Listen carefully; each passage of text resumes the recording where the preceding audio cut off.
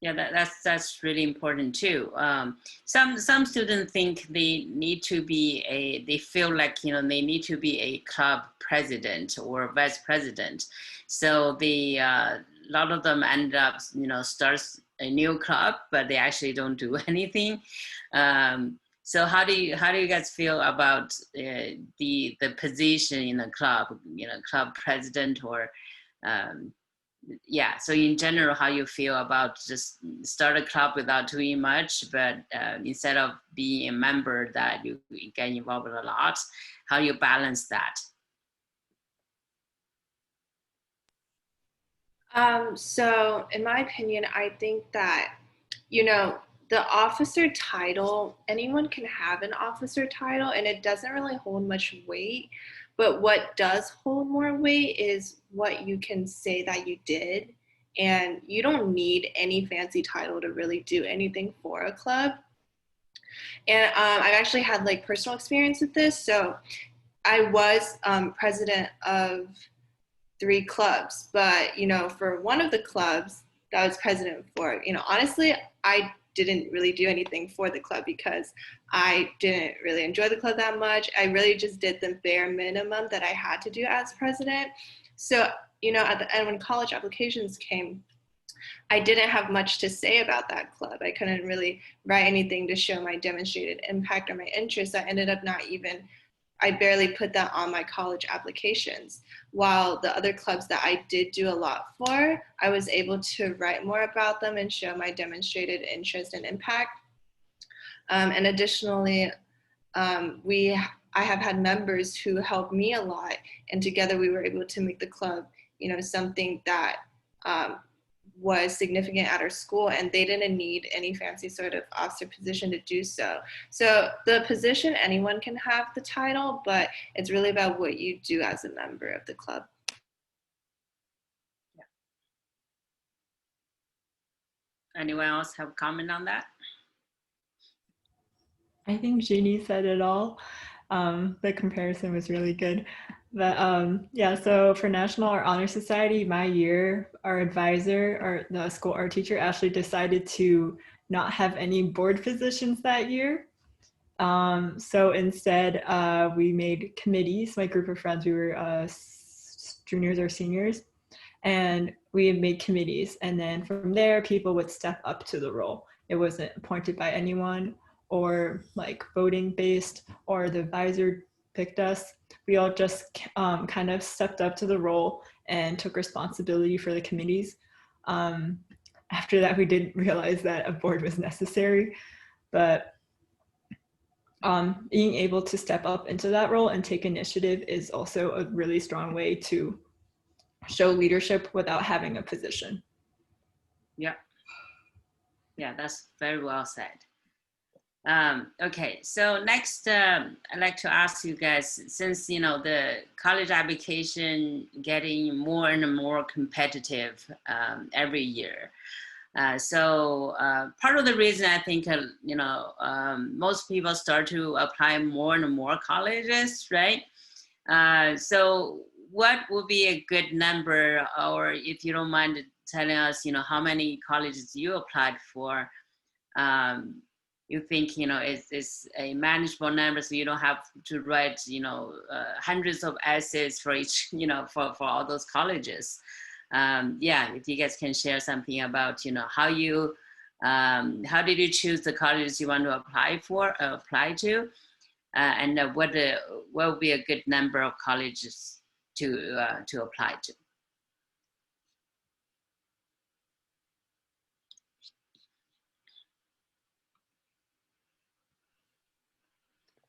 So I guess I'll start. I think that there's a bit of a nuance in this question, which is it's not about the raw number of schools that you apply to. There's also an aspect of picking a good distribution of reach schools, safety schools, and then what are they called when they're like in the middle?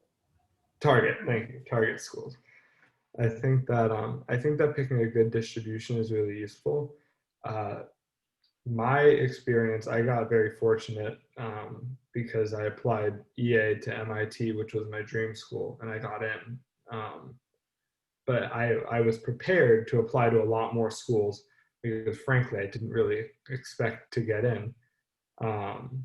So if I remember my distribution correctly, I think I had 5 reach schools, 4 target schools, and 2 safety schools or something. So I was applying to 11, I guess. Mm-hmm. But, I was very fortunate that I didn't have to finish 10 of those applications.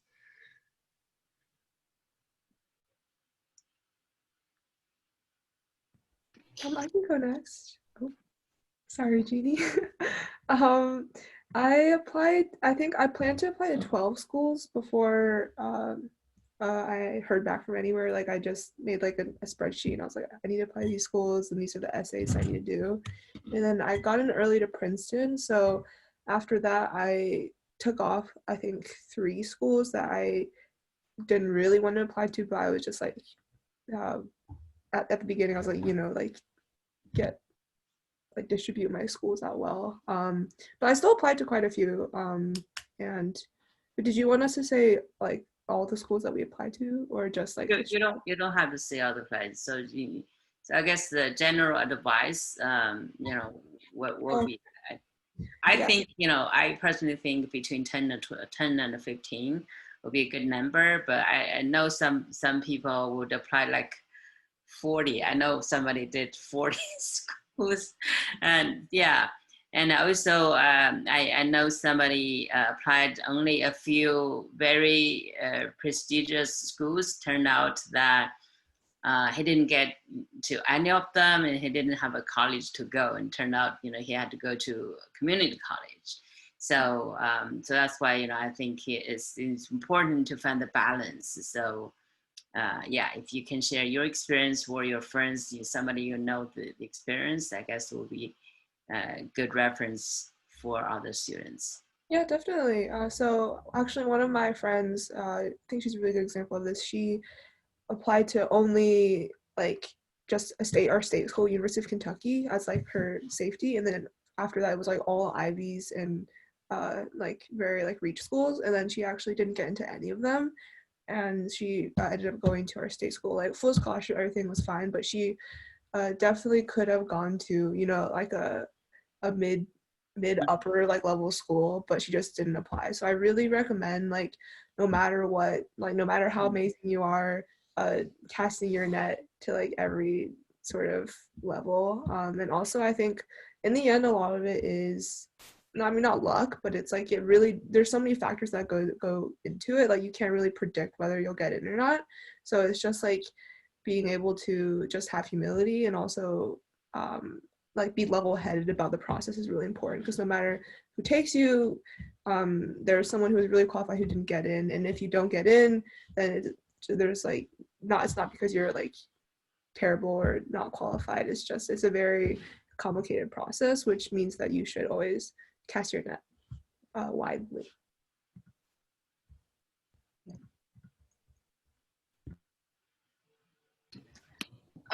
So I applied to, I want to say 13 schools. And I applied to the schools in the way that I really wanted to focus on going to a school where I liked a lot of aspects about it, like the environment, the location, the people, the atmosphere.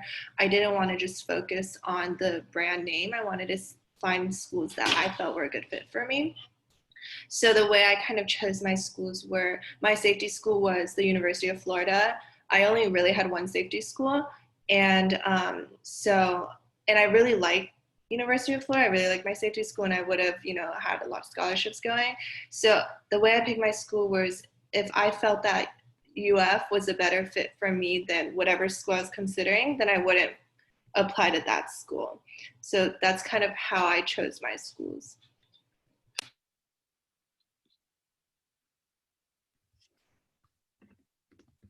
Yeah, so for me, I actually applied early decision to Penn, and I ended up getting in. So I didn't apply to any schools after that. But during the early application process, I know for the UC schools, they have a completely different system than schools who go through the Common App. So I also applied to like UC Berkeley and UCLA. And for those colleges, I think they use the same essays. So you can just write one essay and apply to like all the UCs if you want using this one essay. But I would definitely recommend separating it into like target, reach, and safety schools, like splitting it up into those 3 tiers. And also just like trying to cast a wide net, like Helen said. So for me, if I hadn't got into Penn, I was planning on applying to like 5 reach schools. 5 reach schools and then about like 10 target schools. So I definitely say try to like make your target school tier the biggest tier. All right. So I had a similar story to Claire. So I ED to Columbia. I was actually, I decided a month before the deadline where I was going to ED because I was still debating between UPenn and Columbia, which was not really good because ED is like, you're committed to that school.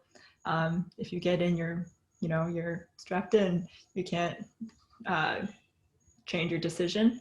So I struggled with that kind of like ultimatum. But I realized I really liked Columbia. My profile matched Columbia. They had a dance community.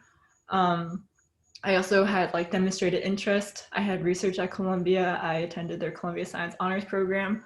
So in the end, I ended up applying to Columbia to take kind of like, as Helen said earlier, it's like a game. Like you need to like move your pawns around and determine like what's your strategy. So I guess that was kind of my strategy in the end. But after I applied to Columbia, so I went like really intense on the work for Columbia and the application for like a month. And then after I submitted the application, I started working on my target schools. So after working really hard with Columbia, I actually was left over with like 5 or like a few essays of different topics I've done, like different extracurriculars and academics. So applying to target schools was actually pretty simple. It was just whether it was like cutting down words or adding some few sentences that made applying to target schools a lot simpler. So I actually did end up applying to like 8 more schools after I submitted my ED application. But after I got in, I didn't have to apply to anything after. Yeah, definitely, yeah. Okay, so the next question is about how you tell your own story to, because you guys are, of course, you're all, super talented, very strong in academics, strong in extracurricular, strong in everything. But a lot of students like you, they have done so much. But when you actually submit, plan for your application, how do you kind of like make it a more, I don't know how to say this. Basically, yeah. So how you make yourself kind of stand out, because everybody is so good, and so many people apply to those colleges. What do you think you did, or what presentation that you did to make yourself stand out?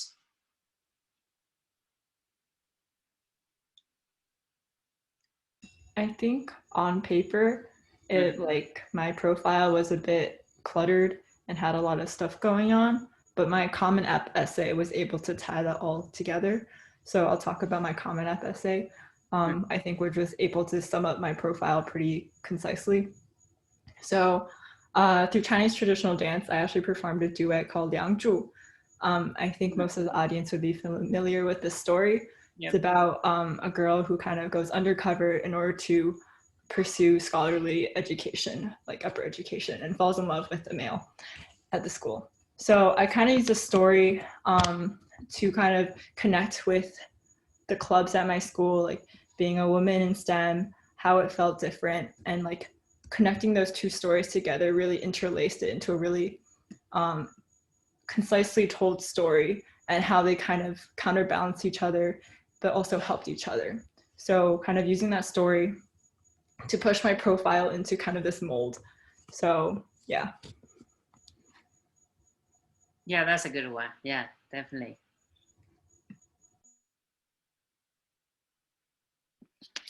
I'll go next. So my profile is very math-based, and the way that I did try to stand out with math, but also I try to show that I was touched on different aspects in my profile. Like I did a lot of athletics throughout high school, and I also did like volunteering stuff. But for the math part specifically, because the city that I'm from in Florida, like nobody has like done AMC or Amy or ARML. Nobody has even like heard of those competitions, and nobody goes to math camps either. So I really stressed the math competition side of my profile, and I also talked about going to summer programs like Ross and Sumac, and that was kind of how I try to stand out in my profile.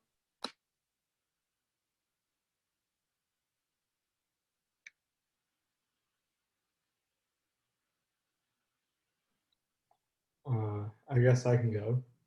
So my freshman and sophomore years of high school, I did not do very well academically.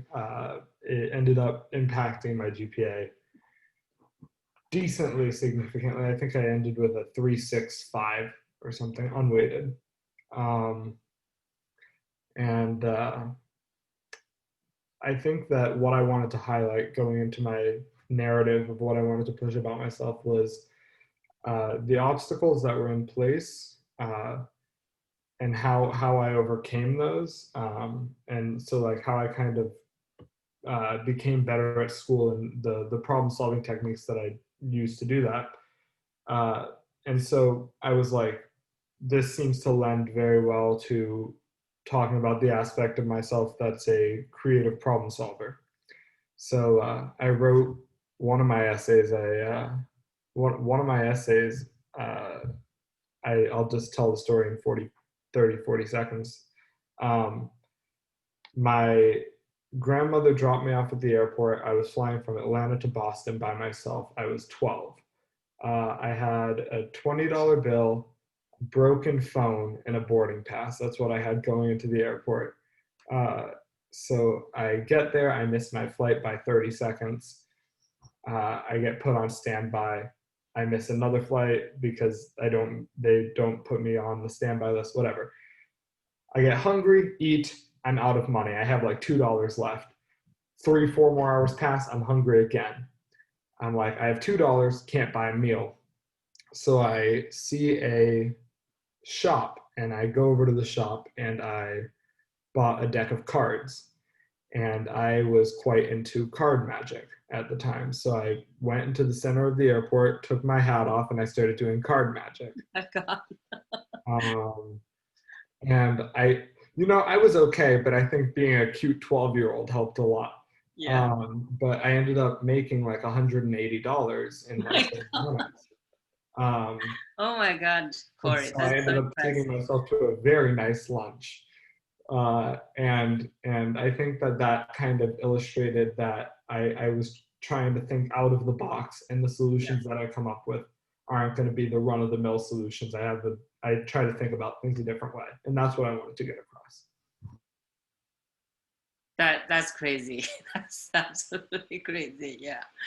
Absolutely. I guess any admission officer will be impressed by that story. Yeah, that's so cool. All right. So for me, UPenn has a supplemental essay along with a common application where they ask you like, because at Penn you have to apply to a certain school. There's 4 different schools. There's the engineering school, the business school, College of Arts and Sciences, and nursing school. So you have to write a supplemental essay talking about which school you specifically want to apply to and why you'd be a good fit. So I think what these colleges like to see is like who you'll be on campus. So in my essay, I did a lot of research about like Penn's engineering school, like extracurriculars they had, what kind of like coursework that they had, and like what professors they had. I specifically referenced like some clubs that I could see myself joining, some classes I could see myself taking, and some professors that I would see myself like taking classes under. And I think that helped like personalize my essay a lot towards the engineering school and give them like a good picture of what type of student I might be.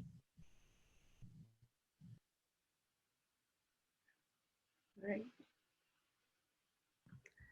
All right, I guess I'm left. So for me, I ended up writing my Common App essay about how, so I actually, I don't think any of the panelists know this either, but I have a YouTube channel about BTS, which is this like a K-pop group. And it's like, it's not like really big, but it's like, there's like, it's like, I'm not gonna expose my identity, I guess, but I sort of related my essay to about how my work with girls in STEM and like sort of what I was really trying to promote with like my female STEM advocacy was like sort of related to like BTS and also like why I started the channel. So I sort of tied in like my my work with that, and also like how like my creative process was inspired. So like I sort of did like a parallel story in my essay, and that was really what I talked about with my essay.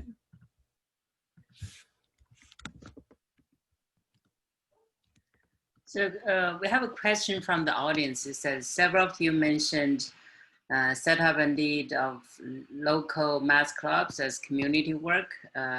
Profile, do you actually meet kids every week? How much commitment time was? What do you think the college commitment will value that commitment, or committee maybe will value that with the STEM achievement, leadership skill, and internship?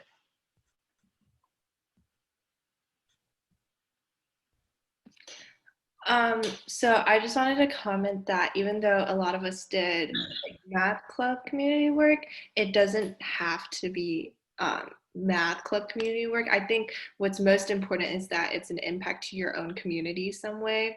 So, but I guess we all did math club since, you know, we all like math and stuff. But for me personally, I was involved in 2 community service works where one, I did teach the local my math club, and I met with the kids once a week. And every week it was about 2 hours of class and maybe 1 hour per preparing the class. And I think just to show that you are spearheading this club, I think that's pretty important, because usually it's adults doing this, but you know, now that it's a student doing this, you can show a lot of responsibility and you know, the leadership that you should have.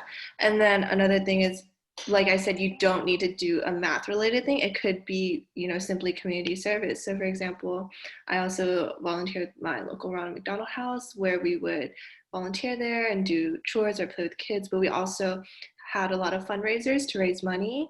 And, you know, by organizing all of this and spearheading all of this, it just shows like your creativity and your ability to work with adults, and also your ability to work with children as well.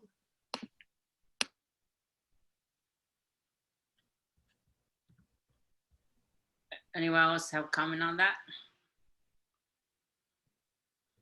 I think that if you're looking for how your involvement with like helping teach math or any other subject is going to reflect on your college application, it's not a static answer. It has a lot to do with the other responses in your college application. If it's consistent with what we've been talking about, the narrative that you're trying to push, then that's great. But if it's just like, if it seems out of the ballpark and it doesn't really have to do with the rest of the stuff you're writing, it might clutter your essay or your application, I should say. Yeah.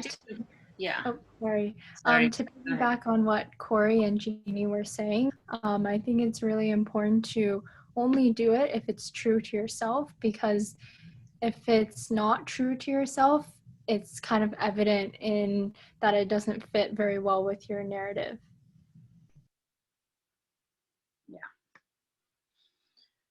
Yeah， 我觉得这个问题就是说，因为我们是当然，Areteem Institute 是一个 math-based 的这种institution， 然后我们这些学生也是因为参加我们的 math program、math camp， 这就是走到一起来了，为了同样一个目标走到一起来，所以那他们着重他们的 passion， 他们确实对 math 非常的有 passion。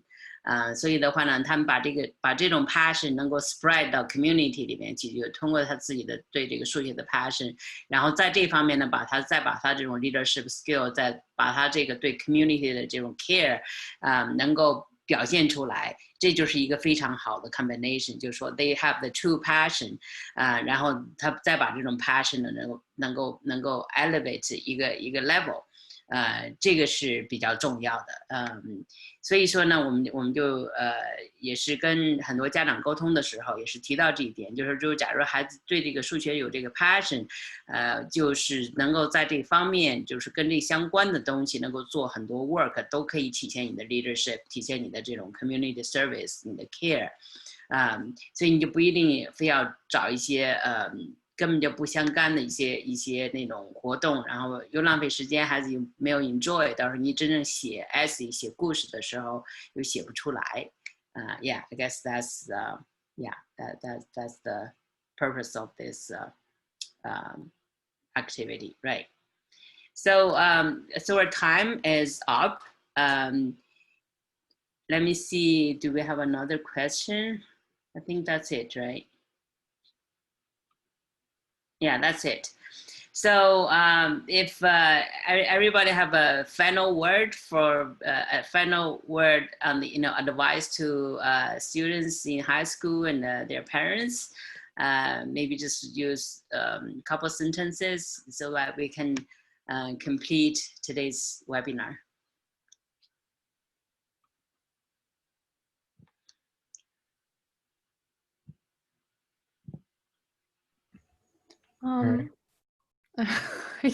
Sorry.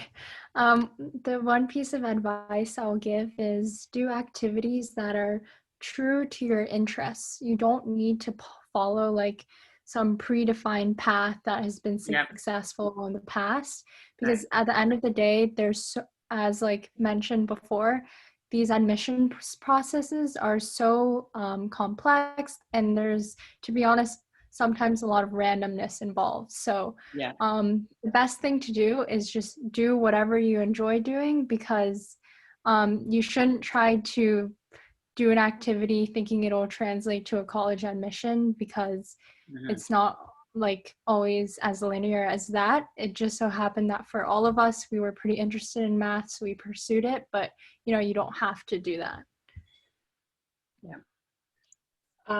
My advice for everyone is don't paint yourself to be an applicant that you think the admissions officers want to see. Like when they say that they just want to know more about you, like as cheesy as that sounds, they really do just want to know about you. So just stay true to yourself, stay authentic, and don't try to be somebody that you're not. Yeah, I think very similar to what Jeannie said. At the end of the day, the college application process is a very human process. It's someone who reads your application and then like defends you to the whole panel and like develops a connection to you just from reading your essays and like seeing your story. And I think like that's the most important thing, is if you did the same activities that everyone else from your school did and like aren't really saying something new, then they might pass on you even if you're academically really strong. Like it's really about showing who you are as an individual and expressing like who you are. And it's very abstract, but in the end, that's sort of the whole process. It's basically a very sort of arbitrary, like, do I like this person? Do I think they would make a good addition to the community of our school? So always think about that. I guess one last thing. I think what a lot of people say is trust the process. I think the process actually puts you in a great place. If you fit the school fits you. That's just how it goes. If they don't like you, then you probably wouldn't like the school in the end. It's just how it goes.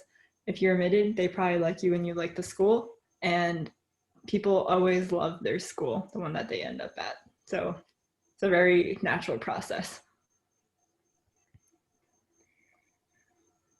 Yeah, the college admissions officers are just trying to determine whether or not you'd be a good fit, and this is very much on par with what everyone's saying. And I think that you will ultimately be much more happy if you are true to yourself in high school, and then that translates to the college that you go to, and you're able to actually do what you want, rather than if you try to be someone you're not to get into whatever college, which isn't even a sure shot. And if you do get in, maybe you don't fit as well as you thought you would. So just, I would say, do what makes you happy to a certain extent. Don't break any laws, but do what makes you happy. Do what you care about. Yeah, those are all very good advices. So time-wise, it's already past 5, so we're gonna conclude today's webinar. So again, so 哪位家长有兴趣跟我们 schedule one-on-one 的这个 consultation， 就是我们可以 specifically talk about your student, talk about 我们怎么样帮助您的学生来规划他的这个课程也好，或者是课外活动也好，或者是最后 put together 这个 application package 也好，总之的话，我们可以有非常个性化的这种规划服务。所以呢，欢迎扫描这个二维码，跟我们约这个1对1的这种 free consultation session。那今天我们就到这儿，非常感谢 panelists， very good stories. I loved to hear those. Enjoyed, have this meeting with you guys. I guess thank you again. So we're done for today then. Thank you. Thank you. Thank you. Bye. Bye.